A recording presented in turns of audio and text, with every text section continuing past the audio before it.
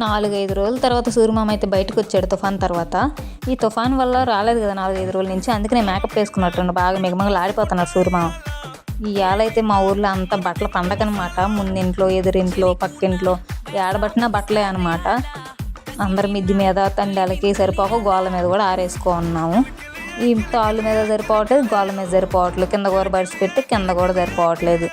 ఆరేస్తాం ఇంకా 4-5 రోజులు గుడ్లు ఆరేసుకోపోతే. చూడండి ఆడబట్టినా గుడ్లే. మా ఊళ్ళో ఇవాళ అసలు బట్టల పండగేలాగుంది.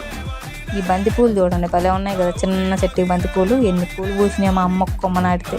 ఈ బంతి పూలు భలే ఉన్నాయి కానీ చూడముచ్చటగా ఉన్నాయి. ఇంకా వర్షం పడకముందు ఇంకా భలే ఉన్నాయి.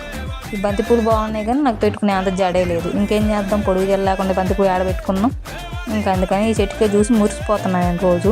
దండ కడదామంటే దండ కట్టాను, బంతి పూలు కూడా లేకపోయా. ఇంకేమో చామంతి పూలు, చిట్టి చామంతి పూలు, తెల్ల చామంతి పూలు, పసుపు చామంతి పూలు చూడడానికి భలే ఉన్నాయి కదా, పూస్తే ఇంకా బాగుంటాయి.